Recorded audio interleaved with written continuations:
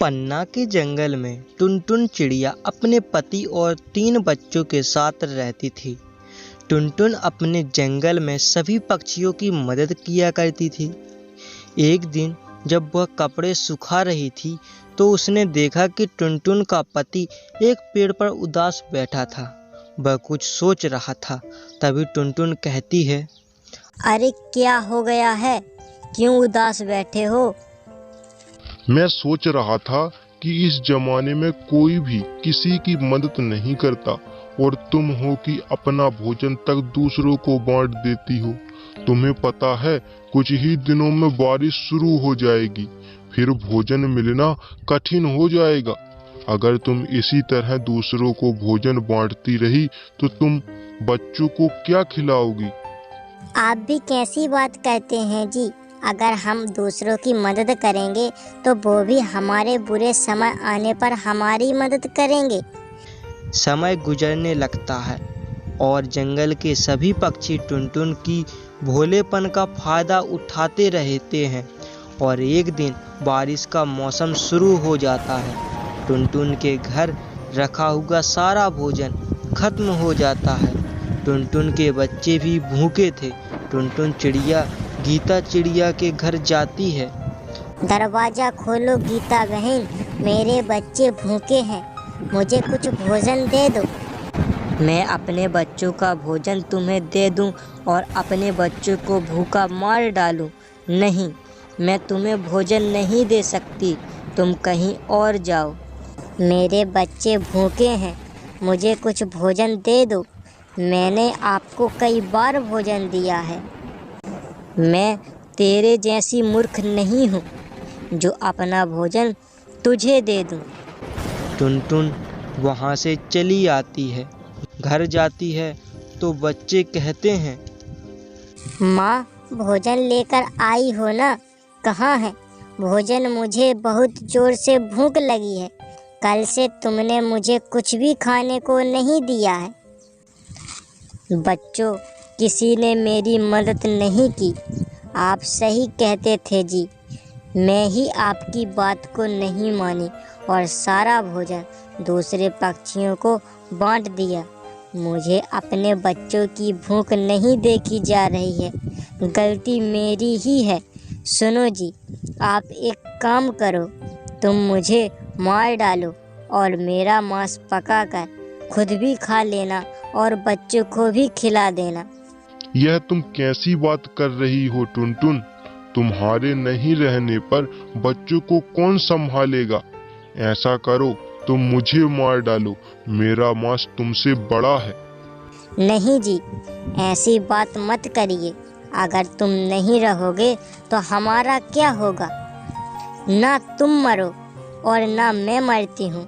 ऐसा करो, चलो दोनों जंगल में भोजन की तलाश में चलते हैं। कहीं ना कहीं तो हमें भोजन मिल ही जाएगा। हाँ टुनटुन, तुम सही कह रही हो। चलो हम दोनों भोजन की तलाश में चलते हैं। हमारे बच्चे बहुत भूखे हैं। हाँ जी, आप सही कह रहे हैं। बच्चों, तुम सभी अपना ख्याल रखना। हम दोनों तुम्हारे लिए खाना लेने जा रहे हैं। तुम सभी घर पर ही रहना, घर से बाहर मत जाना। हाँ माँ, हम सभी घर में ही रहेंगे और घर से बाहर नहीं जाएंगे। ठीक है बच्चों, मैं चलती हूँ।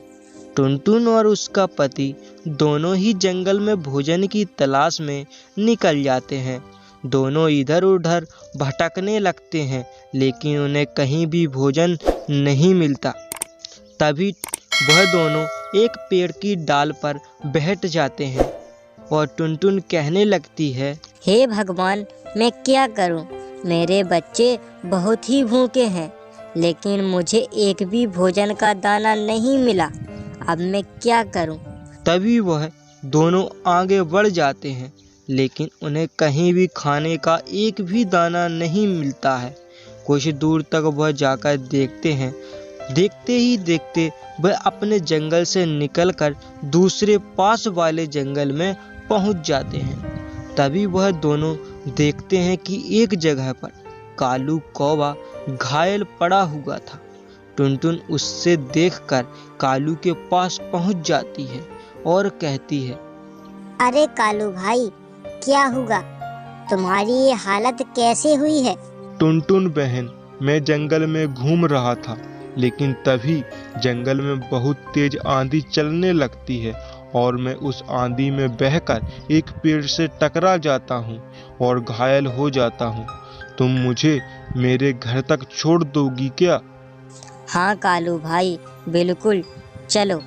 टुनटुन अब कालू को कालू के घर तक छोड़ देती है। फिर कालू टुनटुन से कहता है, टुनटुन बहन, तुम्हारा बहुत बहुत धन्यवाद जो तुमने मेरी मदद की। कालू भाई, इसमें धन्यवाद की क्या बात है? हम सभी एक दूसरे की मदद नहीं करेंगे तो फिर हमारी मदद कौन करेगा?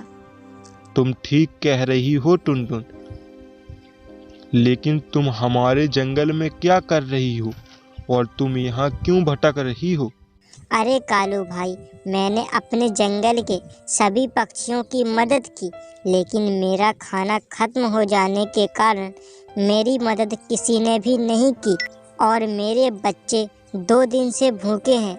इसलिए मैं जंगल में भोजन की तलाश में इधर उधर भटक रही हूँ, लेकिन मुझे कहीं भी एक भी खाने का दाना नहीं मिला है अभी तक। अरे टुनटुन बहन, तुम चिंता मत करो। तुमने मेरी मदद की है तो मेरा भी फर्ज बनता है कि मैं भी तुम्हारी मदद करूं। मेरे पास कुछ खाना बचा हुआ है जिसमें से तुम भी अपने बच्चों के लिए कुछ खाना ले जाओ, और यदि तुम्हें किसी भी चीज़ की ज़रूरत पड़े तो मुझे एक बार याद ज़रूर करना। मैं तुम्हारी मदद हमेशा करूँगा। कालू भाई, तुम्हारा बहुत बहुत धन्यवाद। यदि आज तुम मेरी मदद नहीं करते तो पता नहीं मेरे बच्चों का क्या होता। तुमने मेरी मदद की, इसके लिए बहुत बहुत धन्यवाद कालू भाई। टुनटुन, इसमें धन्यवाद की क्या बात है? यह लो खाना और अपने बच्चों के लिए ले जाओ। जल्दी से चली जाओ क्योंकि तुम्हारे बच्चे 2 दिन से भूखे हैं। हाँ कालू भाई, अब हम चलते हैं।